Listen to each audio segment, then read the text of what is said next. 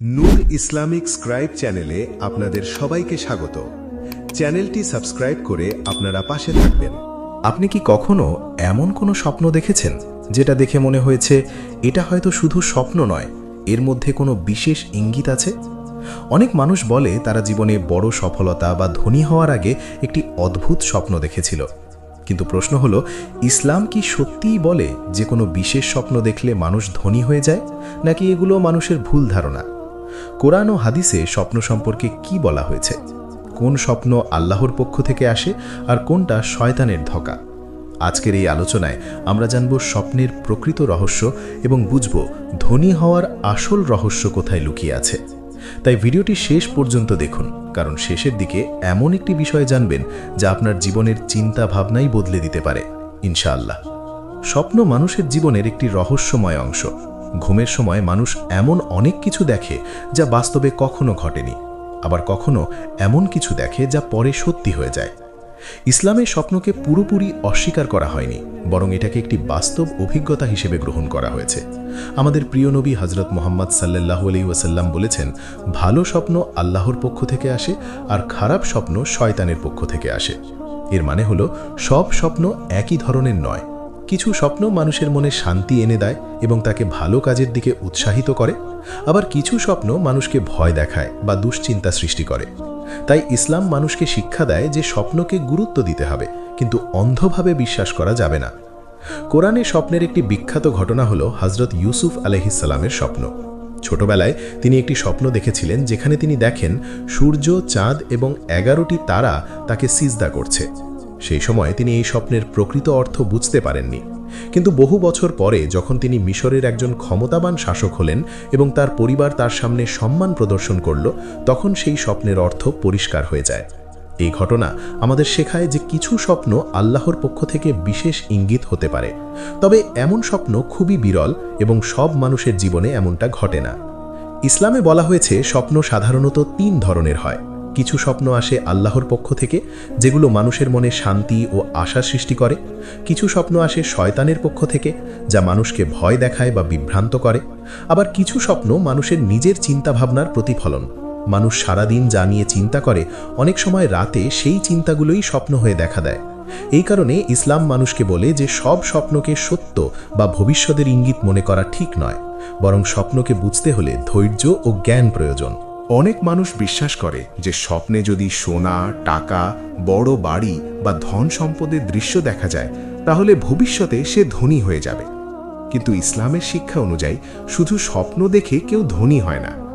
ইসলাম সবসময় মানুষকে পরিশ্রম এবং সততার মাধ্যমে জীবিকা অর্জনের শিক্ষা দেয়।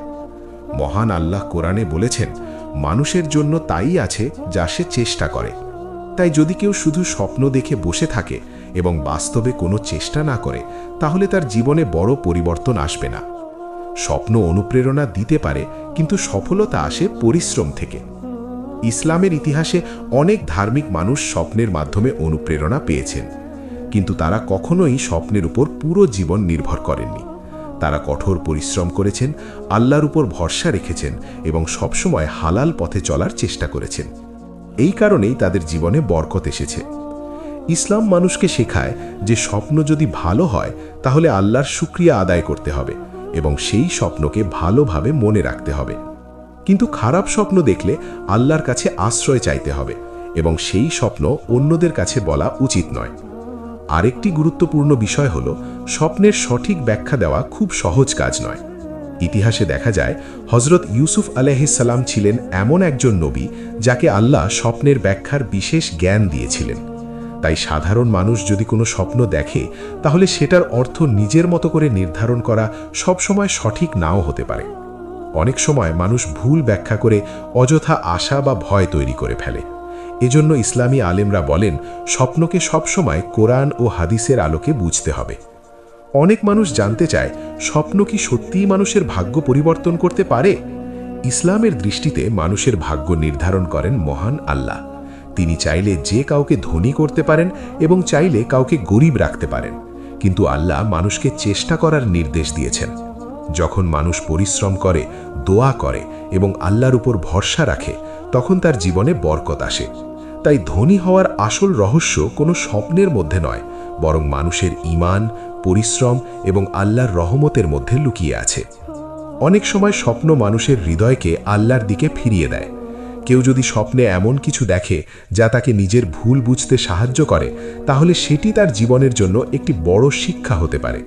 আবার কেউ যদি স্বপ্নে ভালো কিছু দেখে, তাহলে সেটি তাকে আরও বেশি ইবাদত করতে অনুপ্রাণিত করতে পারে। এই কারণেই ইসলামে ভালো স্বপ্নকে একটি রহমত বলা হয়েছে। তবে সবসময় মনে রাখতে হবে যে স্বপ্ন কখনোই কোরআন ও হাদিসের শিক্ষার বিকল্প নয়। শেষে একটি গুরুত্বপূর্ণ বিষয় হল, ইসলাম কখনোই বলেনি যে একটি নির্দিষ্ট স্বপ্ন দেখলেই মানুষ ধনী হয়ে যাবে। এগুলো অনেক সময় মানুষের তৈরি গল্প বা অতিরঞ্জিত ধারণা। ইসলামের প্রকৃত শিক্ষা হল মানুষকে সৎ পথে চলতে হবে, হালাল উপায়ে উপার্জন করতে হবে এবং সব সময় আল্লাহর উপর ভরসা রাখতে হবে। যদি কেউ এই 3টি জিনিস অনুসরণ করে, তাহলে আল্লাহ তার জীবনে এমন বরকত দান করতে পারেন যা সে কখনো কল্পনাও করেনি। তাই স্বপ্নের পেছনে না ছুটে বাস্তব জীবনে ভালো কাজ করার চেষ্টা করুন। ইনশাআল্লাহ আল্লাহ আপনার জন্য সফলতার দরজা খুলে দেবেন।